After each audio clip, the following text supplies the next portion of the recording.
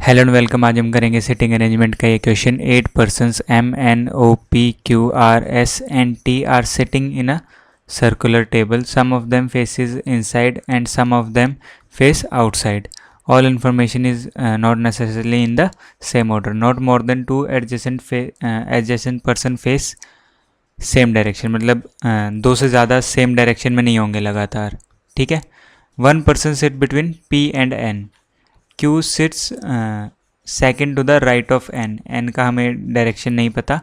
Immediate neighbour of N faces opposite direction to each other. R sits third to the left of S. R is not immediate neighbour of N and Q. अभी तक कोई specific information नहीं आई है। ठीक है। T sits second to the right of O who is second to the right of M. ठीक है। M sits immediate right of P. T is not immediate neighbour of R. M faces outside. तो हमारे पास M की direction है। ठीक है। और M के बारे में हमारे पास एक दो इन्फॉर्मेशन भी है। तो M आउटसाइड फेस करेगा, तो इसको यहाँ फिक्स कर लेते हैं। ठीक है। O who sits second to the right of M। Right of M मतलब O यहाँ पे होगा। And T sits second to the right of O। तो T यहाँ पे इसकी डायरेक्शन आउटसाइड। ऐसे ही O यहाँ पे इसकी डायरेक्शन आउटसाइड और T। अब है कि M seats immediate right of P। तो हो सकता है P यहाँ पे आए और सेंटर की तरफ फेस करे, या हो सकता है P यहाँ आए और आउटसाइड द सेंटर फेस करे। ठीक है। अब है कि one person sit between P and N। ठीक है। और immediate neighbour of N faces opposite direction to each other. अब बात आती है यहाँ पे, मान लो सेकेंड पॉसिबिलिटी में O और M के बीच में N नहीं आ सकता, वरना इसकी जो नेबर्स की डायरेक्शन है वो सेम हो जाएगी। तो n हमारा यहाँ आ जाएगा। ठीक है। इस वाले में n यहाँ पे भी आ सकता है और n यहाँ पे भी आ सकता है। ठीक है। तो और पढ़ते हैं आगे। ठीक है। Q sits second to the right of n।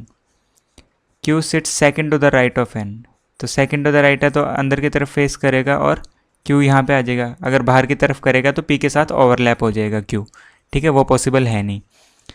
R sits third to the left of S. R is not immediate neighbor of N and Q. N और Q के पास R नहीं आएगा तो S आएगा यहाँ पे और R आएगा यहाँ पे। अब इस वाले में देखते हैं, मान लो N यहाँ पे है। ठीक है। N के सेकेंड टू द राइट में Q आएगा, तो Q यहाँ पे आ गया। अब R और S यहाँ आने चाहिए, लेकिन जो R है वो Q के साइड में नहीं आ सकता। ठीक है। और एक और लाइन लिखी हुई है कि T is not immediate neighbour of R। तो T के साथ भी R नहीं आ सकता, तो n तो यहाँ पे आएगा नहीं। ठीक है। इसको हटा लेते हैं n को यहाँ से। ठीक है। दूसरे तरफ देखेंगे, मान लो n यहाँ पे है। ठीक है। सेकेंड टू द राइट में q आएगा।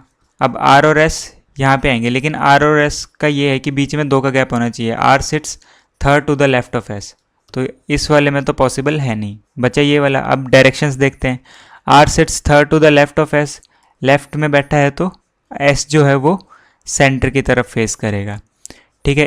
N के इमीडिएट नेबर ऑपोजिट फेस करेंगे तो आउटसाइड फेस करेगा। अब था कि लगातार दो से ज़्यादा बंदे नहीं होने चाहिए, तो O और M आउटसाइड फेस करेगा तो R सेंटर की तरफ फेस करेगा। O और T आउटसाइड फेस करेंगे तो जो Q है वो सेंटर की तरफ फेस करेगा। और ऐसे हमारा ये सिटिंग अरेंजमेंट सॉल्व हो जाएगा। Thank you.